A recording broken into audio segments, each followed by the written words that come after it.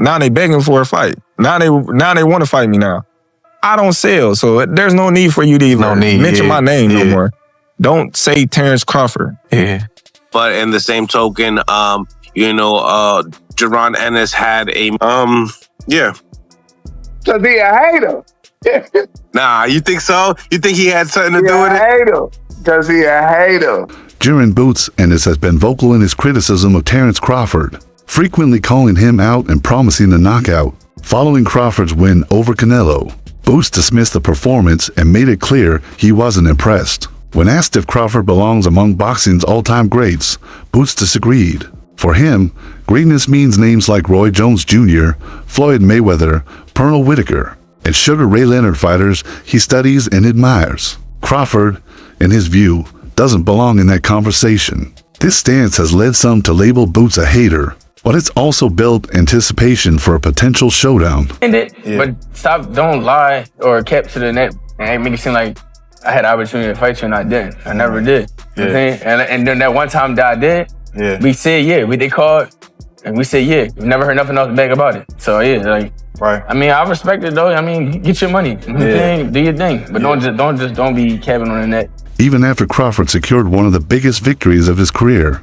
by defeating Canelo, Boots didn't shower him with praise. His reaction was brief. He called it a great win, but then followed up by saying he actually fell asleep during the fight, reinforcing his dismissive tone. Going at it, though, I wanted to falling asleep. I'm like, I can't stay up no longer. I just wanted to fall asleep. Many fans saw Boots' reaction as disrespectful, but it aligns with how he's chosen to approach Crawford, downplaying the hype and portraying himself as the hungry fighter who sees through the carefully crafted image. He wants people to understand Crawford isn't unbeatable. Come on, man. Boots had a chance to fight me. Virgil Ortiz had an opportunity to fight me, but now everybody, I fight Terence, or I'm this, I'm that. I'm like, okay, cool. When y'all had y'all opportunity, y'all went elsewhere. But now that y'all see I'm the ticket, now y'all like, we want to fight Terence Crawford. We want Terence Crawford. Interestingly, Crawford has publicly ruled out the idea of fighting Ennis after his Canelo win. When asked about facing Boots at 154, Crawford firmly said no, he wouldn't move down and wouldn't take the fight. For Boots, this was fuel to the fire. He now frames Crawford's refusal as avoidance, suggesting the veteran is dodging a real challenge. Crawford may be 40-0, but Boots is also undefeated and climbing fast. That makes a whole lot of sense. And the fight that stylistically will be, oh my goodness, is a fight between Terence Crawford and Jaron Boots Ennis. I don't think I think that's going backwards for Terence. To that point, Jaron doesn't have the kind of accolades. He doesn't sell to the mass and all these. So this fight was perfect timing for both these guys. Promoter Eddie Hearn has jumped into the conversation, calling Boots the new Crawford and expressing his desire to make the fight happen. Hearn acknowledged it would take a massive payday to tempt Crawford, because it's a dangerous about exactly the point Boots has been making. If Crawford truly believes he's the best, why hesitate to fight Ennis? They didn't see him go to another level yet. He just went to a little bit. He got so much more in his bag, man. Can you explain what you mean by another level? Another level when somebody gonna give him a real hard fight. Yeah. He made that fight look easy. It definitely did. You know what I mean? And that's what I'm talking about. You want to see him into a real tough fight, then you're gonna see something else come out of him. Okay, since you're speaking on tough fights, I did an interview with Eddie Hearn yesterday. Hearn also questioned the quality of Crawford's win over Canelo, pointing out that Canelo was no longer in his prime. He described the match as calculated rather than challenging. In contrast, Boots represents a real test young, fast, and aggressive. Hearn believes Crawford wouldn't be able to dance around the ring for 12 rounds and escape with a decision. Boots would cut the ring off and potentially stop him. Like watching now. Terence Crawford, one of my favorites to watch now. I love Terence Crawford, and I like to watch NUA too. NUA can fight. And you know who else I like to watch though? I like to watch Boots. Oh, okay. Boots, I love watching Boots. Boots got game. I love fighting. People don't understand Boots got game. You know what I'm saying? Every now and then he mess on the defense a little bit, but Boots got game. Boots versus Terence Crawford. Now, Boots hasn't proven himself enough to tell me for me to say that he gonna beat Terence Crawford, because Terence Crawford is. Crawford's coach, Bernie Davis, responded by criticizing Boots' resume, saying he still has training wheels on. Despite having over 30 fights, Davis claimed Boots hasn't faced truly elite opponents. He challenged Boots to step up and fight real names, arguing that his current record is padded. Crawford says, you know, show me the money. And I'm like, well, Crawford, you're the A side. You're supposed to show Boots Ennis the money.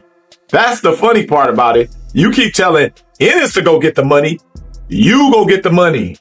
You're the A side. Ain't that how this works?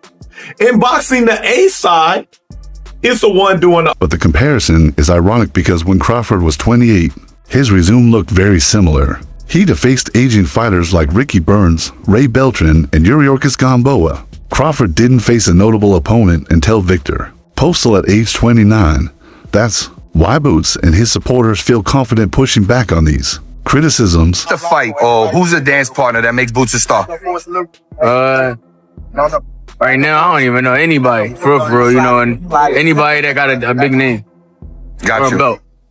Got you. But there's no exact guy that you think about? Because I don't want to ask you, hey, this guy, that guy. I know you get those questions a lot. So if you had to say, hey, this is the guy I think, you know, we would have a big fight, who would it be? Because it doesn't seem like the Crawford fight would happen. So what's that dance partner for you, Boots? Boots isn't just reacting to Crawford's camp, he's creating his own narrative by leaving Crawford out of his list of all-time greats. He draws a clear line between a solid champion and a true legend. To Boots, greatness means athleticism, dominance, and wins against opponents in their prime. He doesn't believe Crawford's victories over aging Canelo or Madrimov qualify. They sparred over a decade ago. No one's been a bigger Terence Crawford believer than Tim Bradley. Right. And so Tim still picks Terence to beat Boots, still picks Terence to beat Canelo. But as he continues to assess things, and this is how I felt for a while, is that it's a little similar, not quite all the way the same, but it's a little similar to the Canelo and Benavidez. On the business side,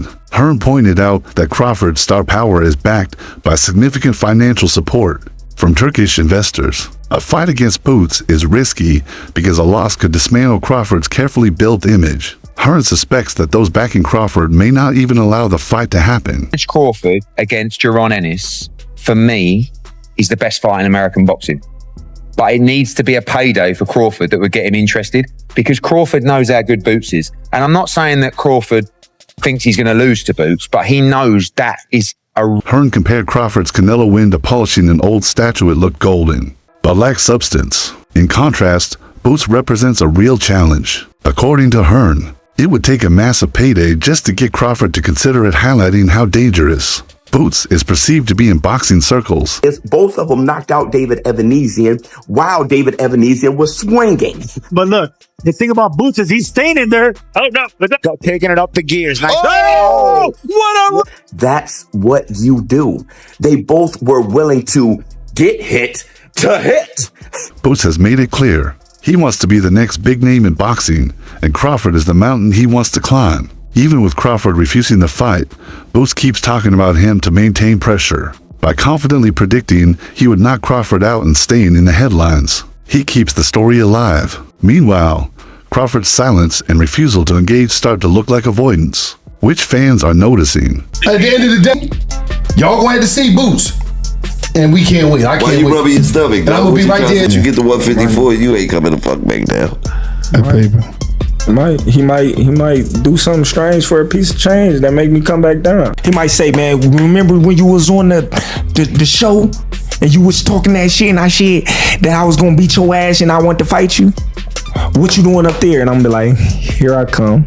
Crawford's team's criticism that Boots needs to take off the training wheels doesn't hold up when compared to Crawford's own early career. The difference is Crawford has strategic matchmaking and promotion. Boots hasn't had that same support yet, but with similar records and arguably better athletic tools. Many like Hearn believe Boots has the potential to surpass Crawford. Terence, though, people don't understand. They don't get longest and he's smart. Yes. He don't waste no punches, man. They won't waste punches. And he really smart, man, when it comes to that boxing game. But it was me and I'm training him. Yeah. I would have him frustrating Canelo. What I would do with him. Following Crawford's win over Canelo, the timing has never been better for Boots to position himself as the next major contender. While Crawford's legacy is being debated, a win over him could change everything for Boots. And it starts with doing what he's already doing, calling him out relentlessly. Who punches harder? Jaron Boots Ennis or Terence Bud Crawford? Jaron's shots seem to be more thumping and more like a whip where they come out kind of wider. Jaron also twists his whole body behind each shot, gets a lot of leverage. Terence Bud Crawford's shots seem to be shorter and he gets more of that shoulder snap.